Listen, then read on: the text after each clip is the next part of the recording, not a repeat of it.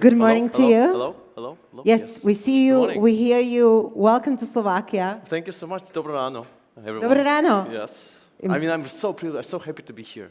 We're so happy to have you. If you want to know a couple of really nice coffee shops, come to me.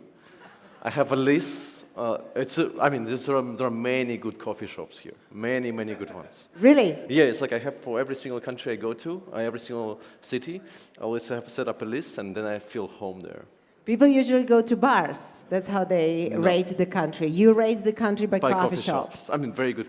Seriously, coffee. It's like, I don't know what's wrong with. I'm not wrong. What's good? And here is something special. The coffee culture is incredible.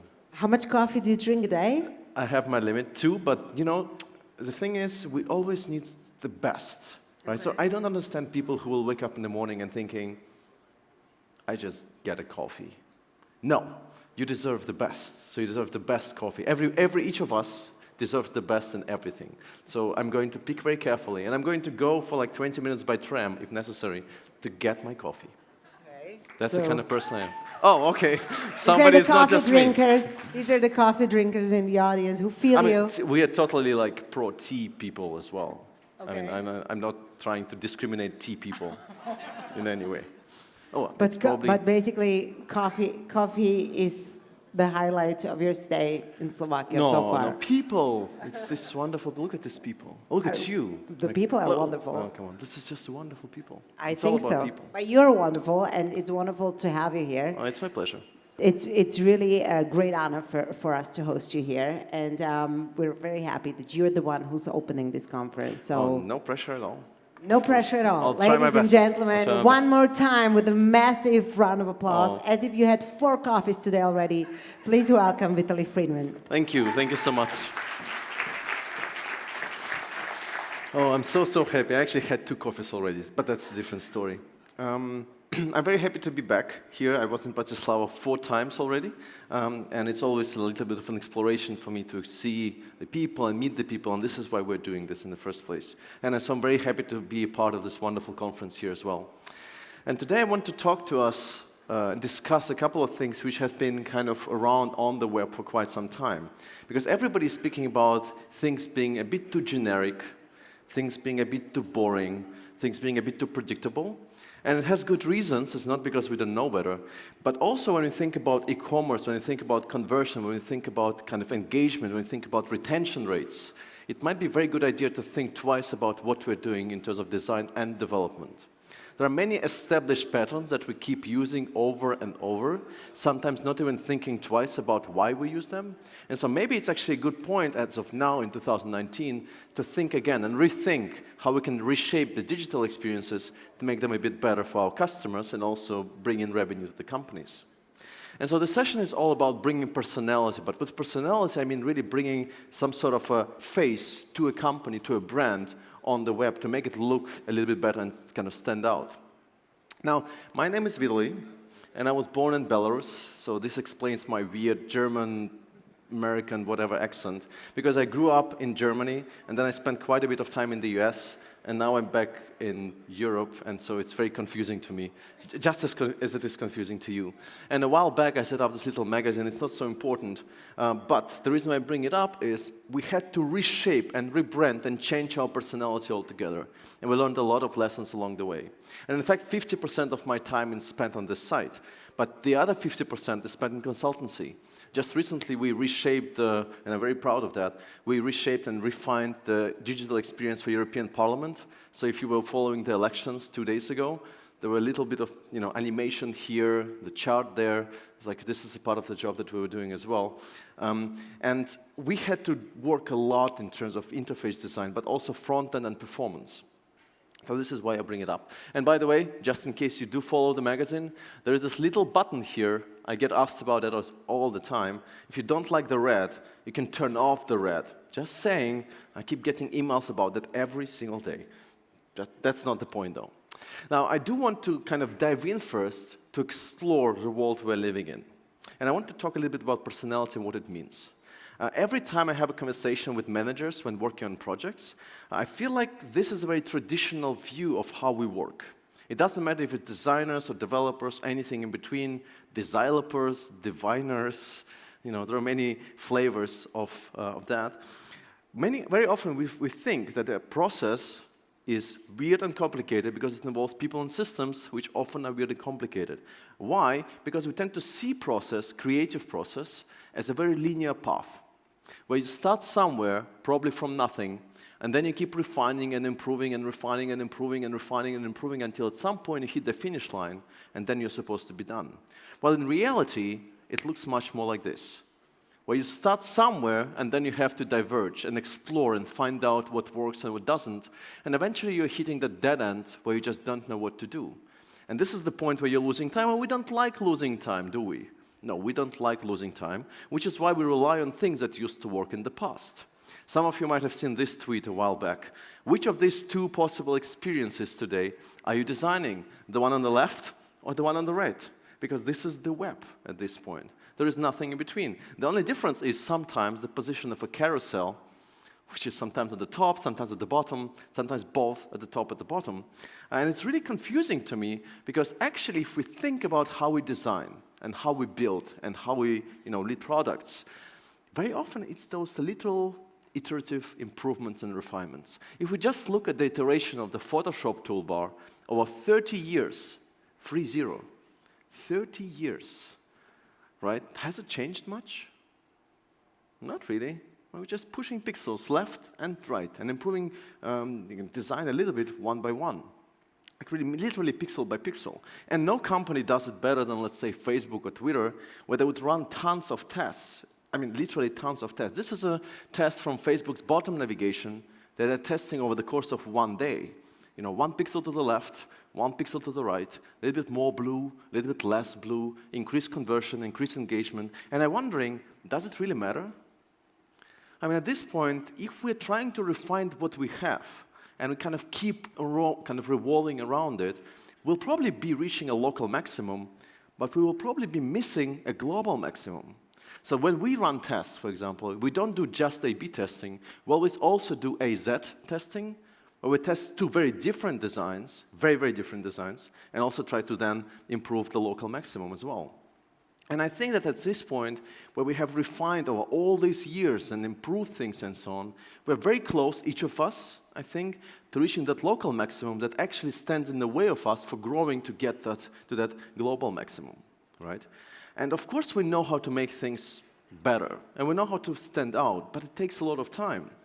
If I ask you, can you think of a memorable website, or a memorable web application, or a memorable iOS application, Android application, doesn't matter. Anything that really is in your mind right now, that was so memorable, you still have to think of it, if I ask you. Chances are high that not.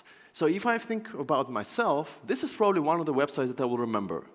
It's quite memorable, it's different, so we know how to stand out if we want to. But the problem is, can you think for a second how much time and effort and people and resources and money and technology and everything had to be invested to make this happen on the web today? And of course, it all has to be beautifully responsive and performant and fast and accessible and all of that. That's not a task you can accomplish on a Sunday evening or so. This is literally going to be quite a work. So if we want to do that, we can, but it's just incredibly difficult. So I was looking for ways to introduce a little bit more engagement and interest without breaking things and without breaking the bank, essentially. Because, for example, for Smashing, for us, we couldn't pull that off. That's just too much work. And in fact, I was thinking about something else, to be very honest. I asked myself, why is it that if I look at companies like Uber, and I have nothing against Uber per se, if I look at companies like Uber, why don't I have any loyalty to Uber? So if there is a new company in town, let's say Bolt, right? Why do I switch the moment I see that Bolt is a bit cheaper? Maybe 5 cents cheaper, maybe 10 cents cheaper, maybe 20 cents cheaper. I don't have any loyalty with Uber. However, I have a very strong loyalty with MailChimp. Anybody knows MailChimp or uses MailChimp, right? So MailChimp is not a cheap service. It's actually quite expensive if you think about it. But it takes me so much power to move away from MailChimp.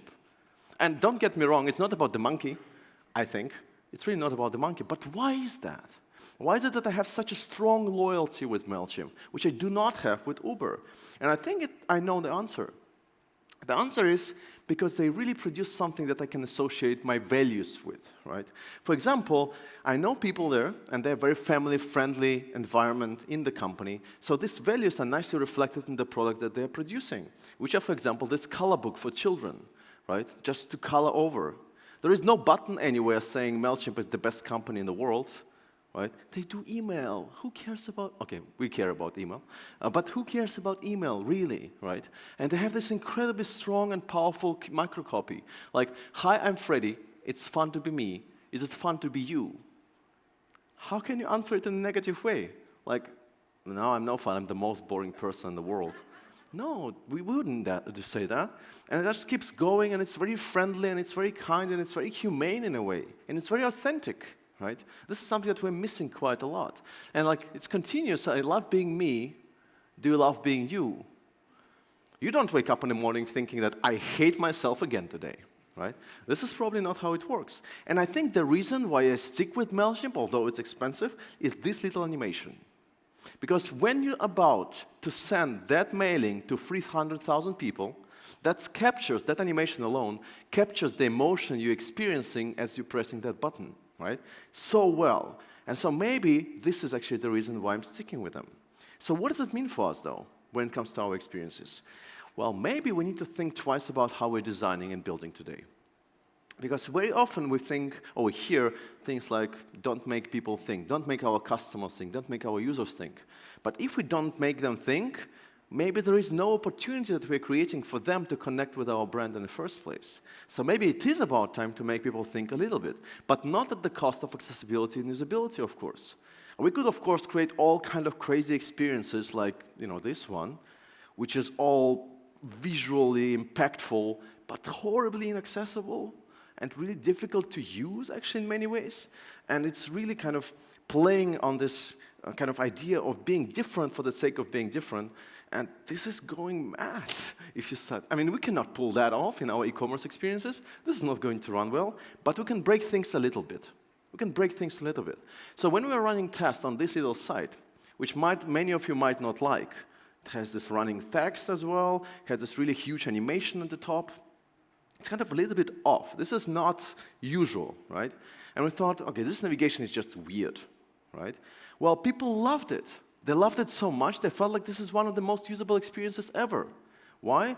Buttons are huge, it's really easy to read, everything is very clear and obvious. So although it kind of breaks our usual patterns of how we see the web experiences today, it actually works fairly well. And the same way, if you kind of tell a story, then it works fairly well too. We tend to hide navigation because, navigation is, nobody needs navigation. But if it kind of plays well with your, experience, and this is Point Campus, where they're selling rooms for students to rent, right? Why don't, show the navigation as well? But we're kind of losing the big picture sometimes. We can do these little things and this and that. But I always bring up this story which nicely highlights why we need it in the first place, why we need to make a change, and why we shouldn't make it the way we are kind of used to it. So anybody is familiar with Tijuana Flats? Now, that's a chain of Mexican restaurants in the US, and they have like 12 of them now, and that's what they look like. So this is their style. This is their personality. This might not be your thing. That's not a big deal, really. But these are the customers coming to the restaurant, right? And these are the ceilings. So these are really tall ceilings, right? So they have this culture and they have this personality and everything. And so every now and again, they hire graffiti artists to come and unfold or continue the story that they started earlier. And again, remember, it's 12 restaurants, huge ceilings. It's a massive investment. It's not like, a cheap thing that you do just by replacing the menus. But of course, this personality has to be somehow reflected in the menu. So this is the menu, right? And so this should be their website, right? This is their website. And I think if you think about it, if you look at it, this is probably goes against every single rule in the book, right? And you have no idea what's coming up next. So if you think about it, how to make it performant, that's going to be interesting. How to make it visually attractive on smaller screens, that's going to be difficult. How to make it accessible, that's going to be difficult, right? Web fonts and all of that, that's difficult. And of course, this is something that we probably wouldn't do today if it was like the first task that you were asked to do. But in the spirit of everything we know about the web today, they moved away from this design towards a slightly different design, which is, of course, much more performant and accessible, namely this one. This is it. And I think that there is a lot left between the previous design and that one, right? And it's not that this one performs better, right? It's just 2019 style. And no company knows better about the role of branding in design than Bloomberg. Because they hired in 2016, early 2016, they hired a bunch of designers who were given the freedom to do whatever they wanted. And guess what?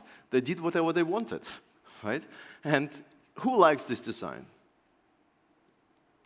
Who really doesn't like this design? Who wants to go home? No?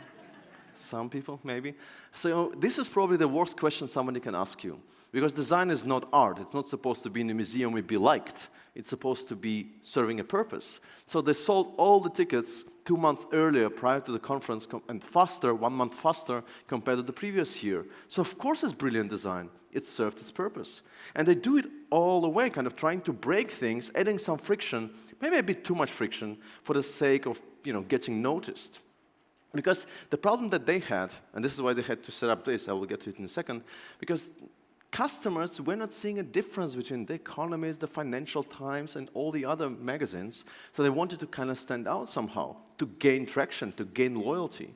So they started setting up these things, right? Which is like, why would you do that, right?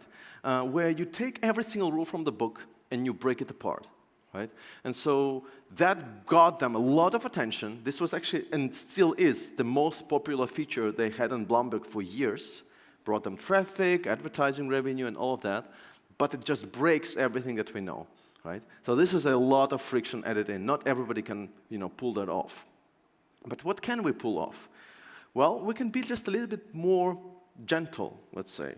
Just show a little bit more personality. This is Bao, which is from London. It's a restaurant in London. And there is nothing groundbreakingly weird or strange going on, but everything is a little bit off. The typography is a little bit off. The pop-up is a little bit off. Everything is just a little bit different. Like this cursor is different. The carousel is different. They kind of discovered their own signature, and then they use it consistently everywhere, right? By having these kind of little things with little weird news boxes and shapes and all of that, right?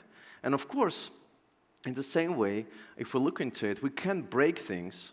I hope, this is, again, an example where the friction goes too far, and I hope you appreciate the cursor effect here as well. That's quite something. But then you can still move things around in a gentle way. Right? So this is kind of the same idea, but in a much more gentle way, where you kind of reposition elements as you like, right? So that works fairly well. So you just need to make something like stand out a little bit by discovering your own signature. And another thing you can do as well is take something that's really, really boring and make it a bit more interesting. Because all the other techniques can be quite expensive to produce because they require quite a bit of effort.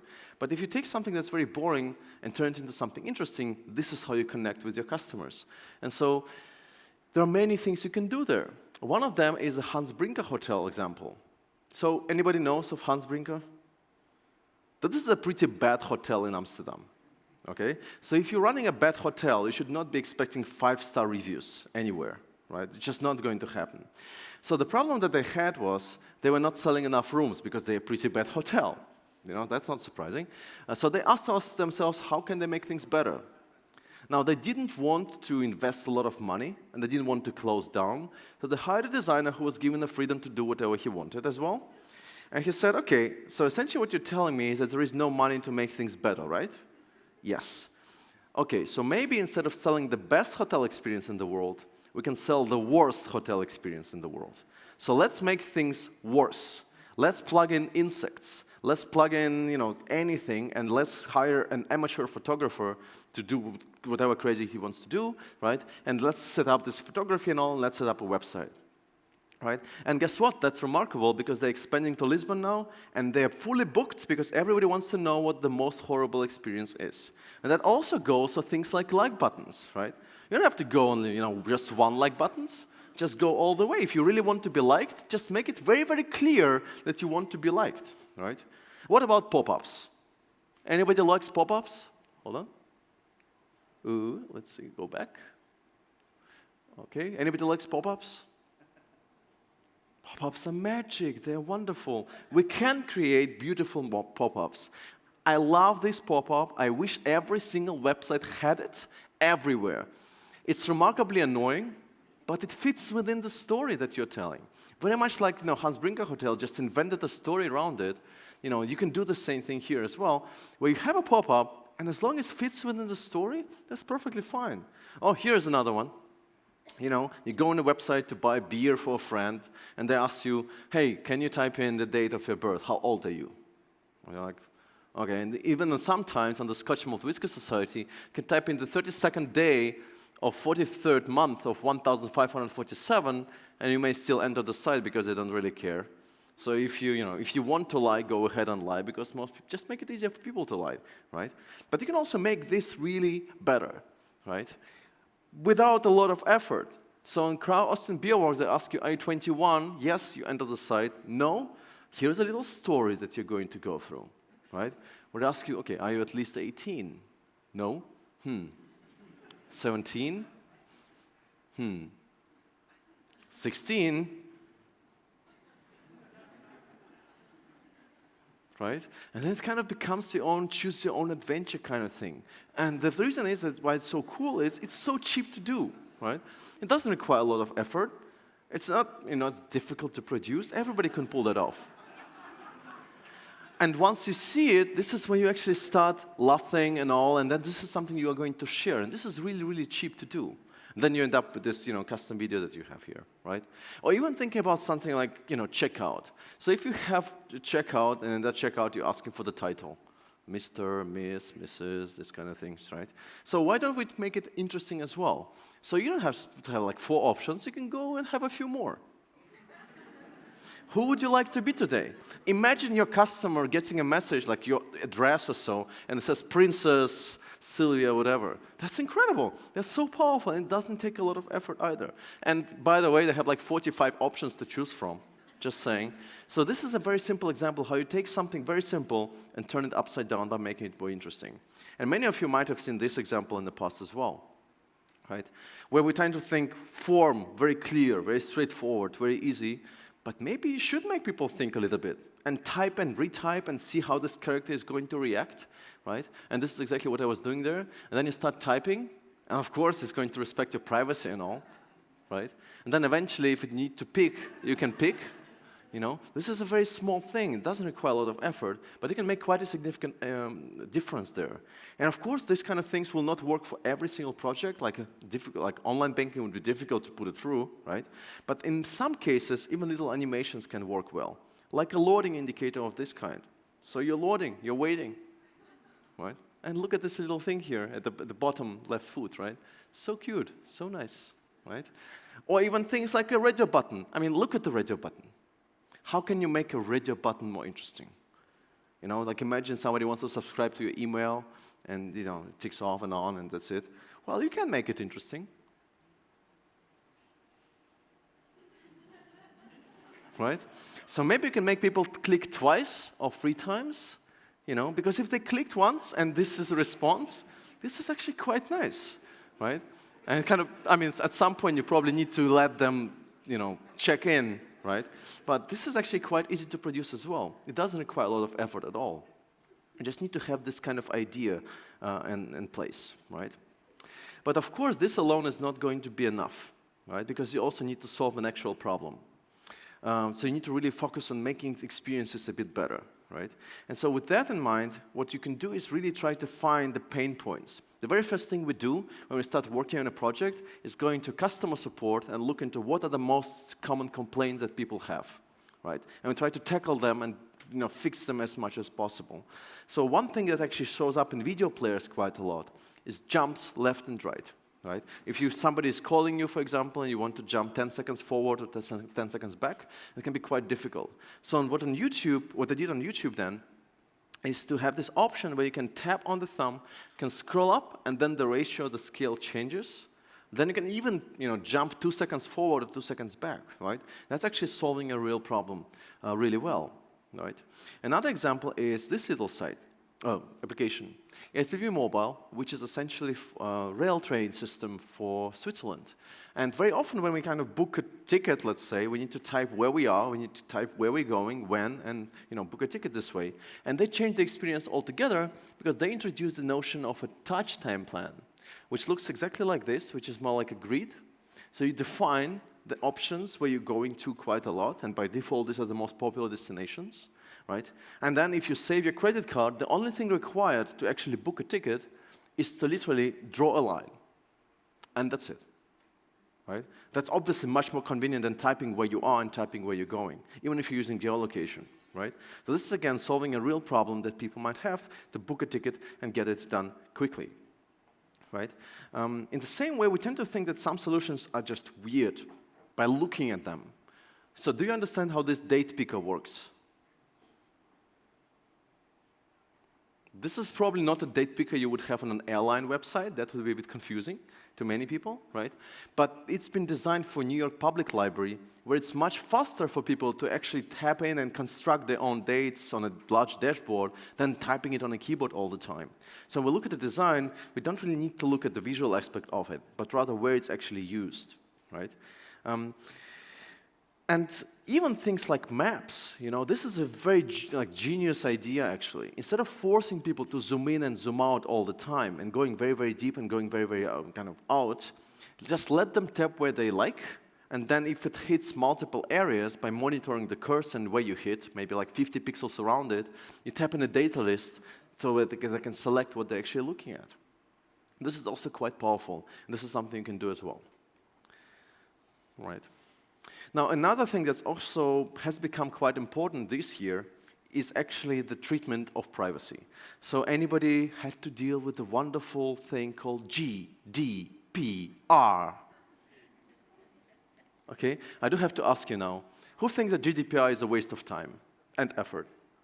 Oh, some hands went up really quickly. Who thinks that this is a very important thing to have? And everybody else like, we know what GDPR is, though, right? Yeah.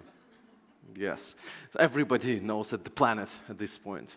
And it's been very interesting because over the last 3 months or so, I've been studying GDPR and privacy and the implications on it on design. And it's been remarkable. And so I want to share a couple of things there as well. So first of all, what has been really confusing to me is the way I see the web, or the way we see the web, is maybe very different from how young generation sees the web. I'm sorry, you are young, but even younger generation. Because this is what we're used to at this point. And this is actually quite horrible, right? This is like everything is being blocked. You see all these toolbars and pop-ups and all of that. And even simple tasks. Everything has become so disrespectful in many ways. Imagine you want to book a ticket to go to a cinema. This is a very normal thing that many people do, right? So you end up with this wonderful pop-up, and you can't even block it, and then you actually have to close on the close button, and then it shows up in a new tab, because, of course, why not? That's very respectful. That's very nice. Then you come back to close it again, and then it shows up again in a new tab, right? And eventually, if you do want to give them money, right, this is what's expecting you. Like, please check the film date session. The information shown above is the one I have selected for a movie ticket, since you will not be able to make changes to refunds once the purchase is finished. You want to give somebody money, and this is what they give you. Imagine going to a grocery store to buy like a little croissant or something, and they tell you, please check that the croissant you're buying is whatever, and so on and so forth. That's just so disrespectful. This is not going to help your conversion. Or this one. Imagine you want to buy a yacht, a boat. Because who doesn't, right?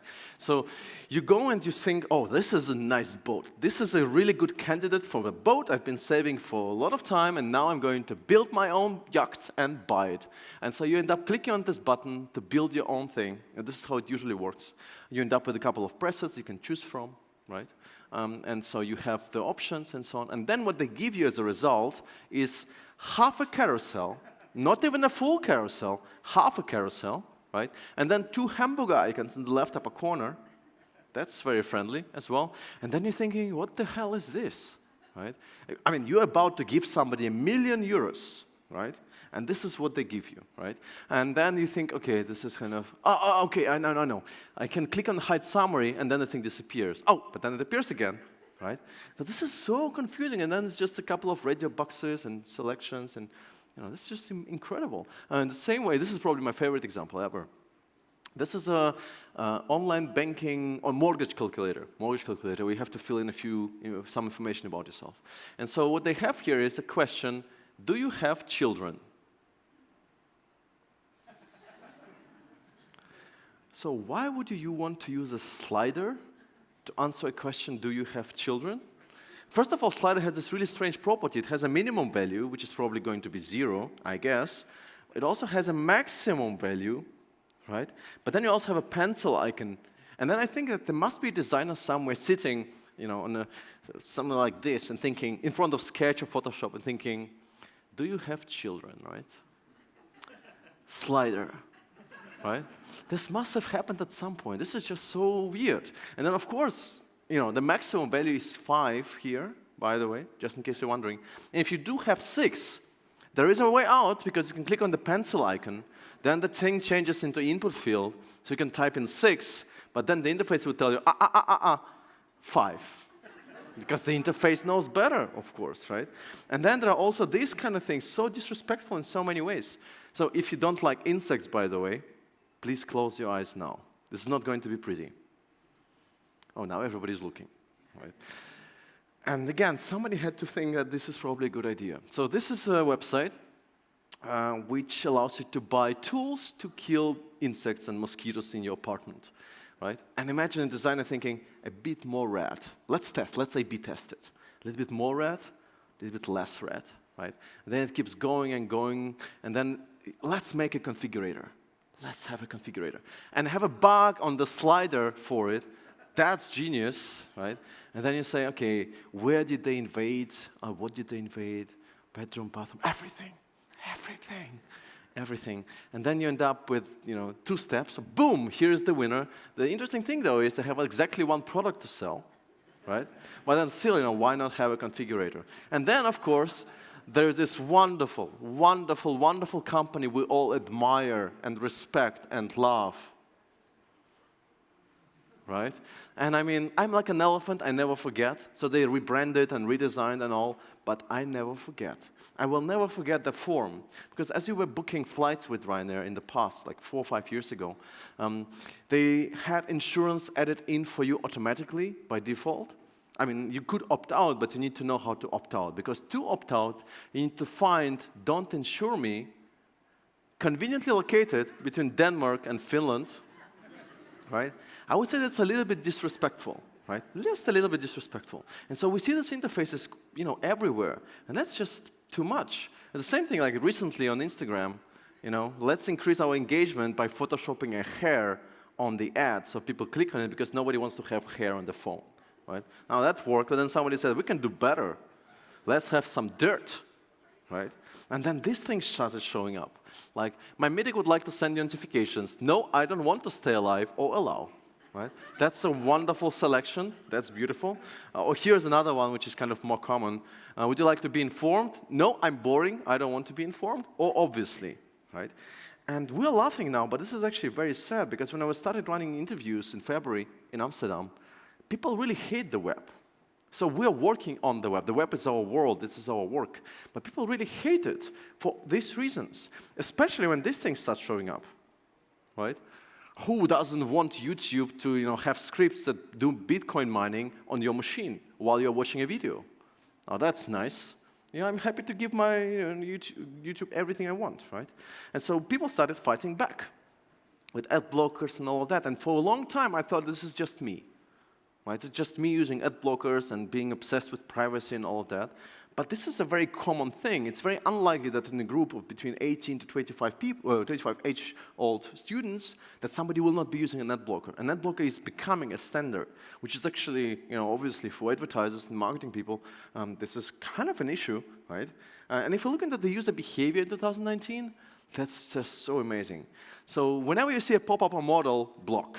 Whenever you see somebody wanting to send you a push notification, like when you enter the site for the first time, block. Whenever you see like a chat window pop up in the right upper corner asking you how you're doing today, block. Whenever you see a toolbar at the top asking you to download the app, block. Whenever somebody asks you to import contacts, like LinkedIn in the past, right, where they would actually just ask all your friends to sign up for LinkedIn as well, block. Nobody likes importing contacts. If you're asking that, it's probably going to be skipped. Whenever somebody starts playing auto-playing video, block. Whenever somebody asks for permission to get your geolocation, all of that, block. Whenever somebody gets GDPR, okay. That's fine. I have nothing to hide. That's not a problem, right? And then everything else, advertising, block, onboarding, this is the best part. Whenever you have onboarding and your designers have skillfully designed all these cars to swipe through, the first thing that people seek in the very first second of the interaction is the skip link. Nobody wants to see them, right? Access to camera photos, block, location, block, email newsletters, that's fun. I always thought that it's just me, but apparently it's not. So normally, people have approximately 4.5 emails on average. If you're, let's say, in the airport and you want to sign in the Wi-Fi, right, and they ask you to sign in with Instagram or Facebook or email, most of us will be choosing email, and then if they ask us to type in an email address, we don't give them the first citizen email address that we have, like the best email we have, the very personal one. No. We have a different email address for this kind of things, right? Like the email address where all the wonderful newsletters and crappy account notifications live and all the weird things that we don't really need. Who does that? Who has this kind of second email, huh? Many of you. So we will not give them. So actually for a very long time, I was looking forward to actually meeting people who are managing airports, Wi-Fi's, just to see the creativeness, the creative spirit of all the emails that people type in that don't really exist, or these secondary emails, right? The best part, by the way, happens, what if they also ask you to verify your email address? Or how many of you would retype and how many of you would copy-paste? So who would copy-paste an email address when asked to verify it? Yeah, unless they block you, of course, which is, of course, a very nice experience too, right? And social sign-in, the same thing. People are very cautious about the personal space, so it's really unlikely that somebody will let you in the Instagram world, right, or in the even Facebook world. This is not going to happen that easily. You have to really make a value proposition for them. Capture, cry. That's nothing you can do there.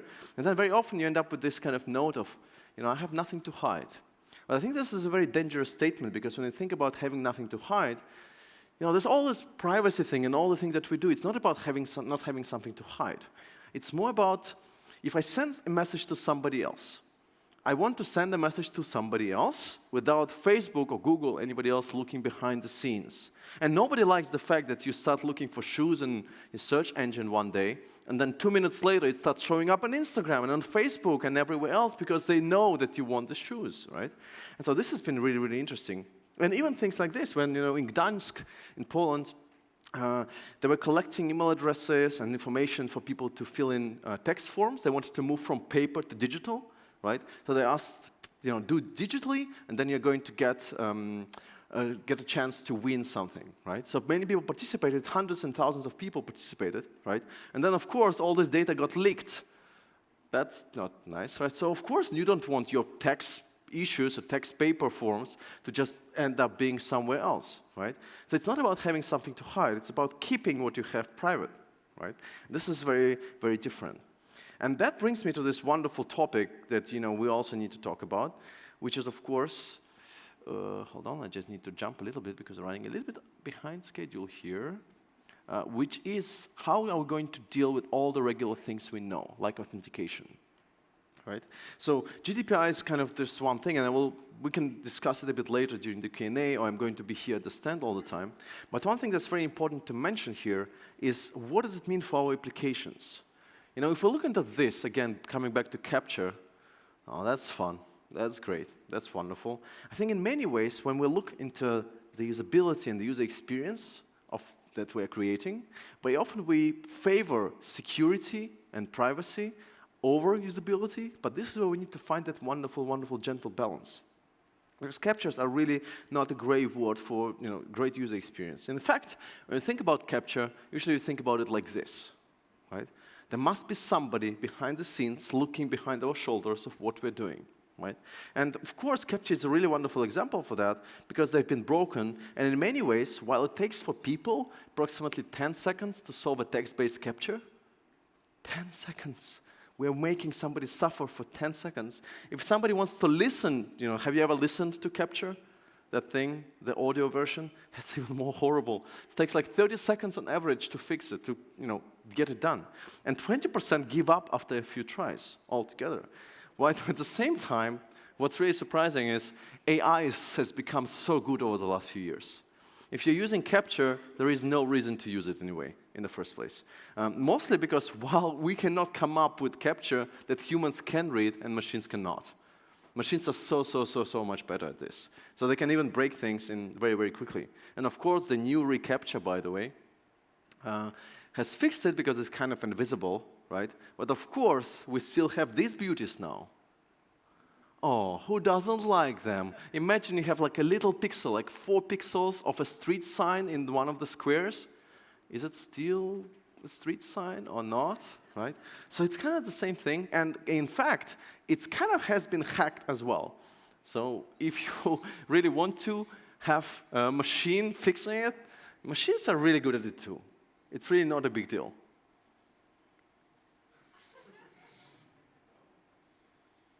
It's a little bit slow, but come on, it's a machine.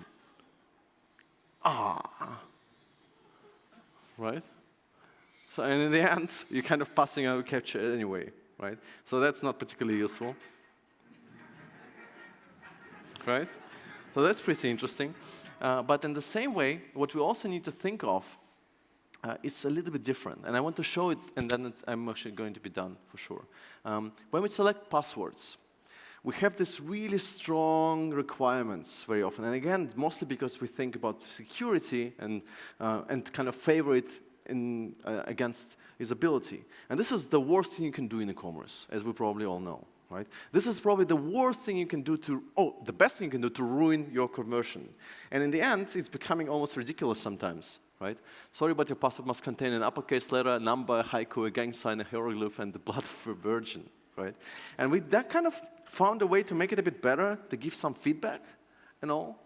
Right? So you can, this is something you've passed, this is something you've passed, and so on and so forth.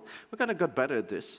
But we need to really move away from it altogether, because passwords are not necessarily the best way forward. And so I want to leave you with just a few more things here. Of course, you could do some crazy things like this, which is probably a little bit more difficult, right, to use. But what's really important is to know that if a product isn't usable, it's also not secure.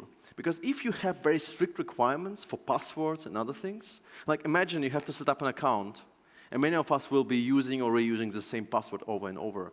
So is it something, so somebody asks you to create an account, who will be using more or less the same password? Okay, I know you so well. I know you so well. What if this service that you want to sign up for has requirements that, where your password is not good enough for them? How many of you would use your baseline password, that password that you've already had, and just add the right symbols to make sure that it fits? Yes, exactly. So this is a very common behavior that we all have. But in fact, if it's really complicated, or if you make things difficult, let's say you're working in an intranet and then you have a printer that really makes it very difficult for you to use, so people will, from your email account, the company email account, what you end up doing is sending your emails that you need to print out to Gmail to print it out in the coffee shop, right? So whenever things becoming really difficult to use, people start breaking and bypassing the rules, making things less secure.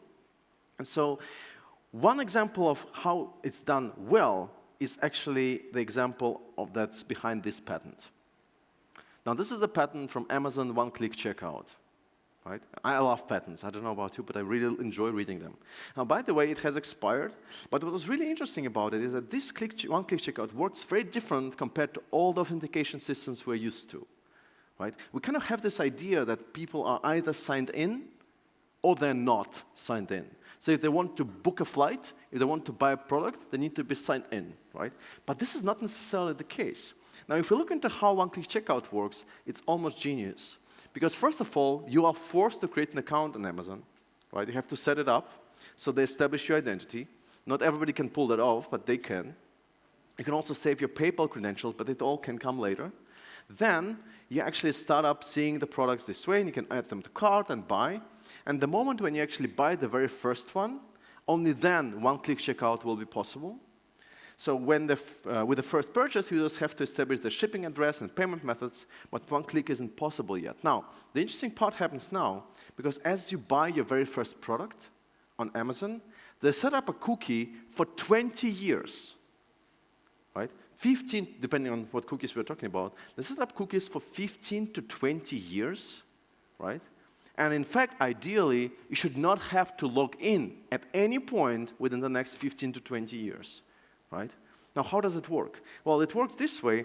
The one-click checkout is activated by default, so you're going to start seeing this one-click checkout option. Right? However, what's really interesting is they allow you to buy without being logged in.